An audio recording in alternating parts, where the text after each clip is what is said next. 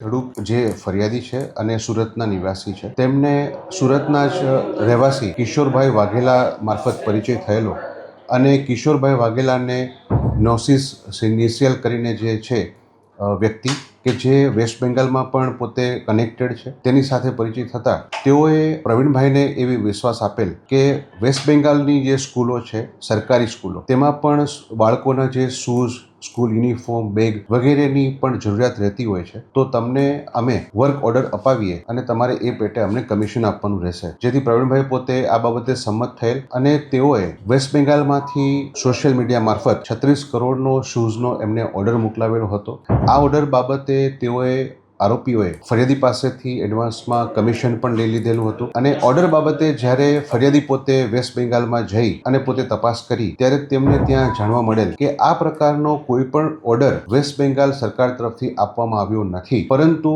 તેમને આરોપીઓએ ખોટી રીતે ડોક્યુમેન્ટ બનાવી અને તેમને મોકલી આપેલ છે. અને આરોપી બાબતે સાથે જ્યારે આ લોકોએ તપાસ કરીને પૂછપરછ કરી તો તેઓ યેન કેન બહાના બતાવી અને તેમને સમય પસાર કરતા રહેતા. ત્યારબાદ ફરિયાદીશ્રીએ અમારી પાસે આવી અને આ બાબતે ફરિયાદ નોંધાવેલ. જે ફરિયાદ નોંધ્યા બાદ આરોપી કિશોર વાઘેલા અને નિશિસ નોશિયલને ધરપકડ કરવામાં આવેલી છે અને હાલ આરોપીની પૂછપરછ ચાલુ છે. આરોપી જે છે એ પોતે મહાનગરપાલિકામાં પણ પોતે અગાઉ કામ કરી ચૂકેલા છે અને એ અનુસંધાને પ્રવીણભાઈને તેમનો પરિચય થયેલો હતો.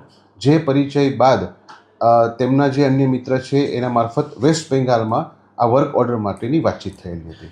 હાલ હોદ્દો એમનો એક્ઝેક્ટ જાણી શકાયેલ નથી, એ બાબતે તપાસ ચાલુ છે અને તેઓ શું ફરજ બજાવતા હતા એ જાણ્યા બાદ આપને જણાવી શકીએ.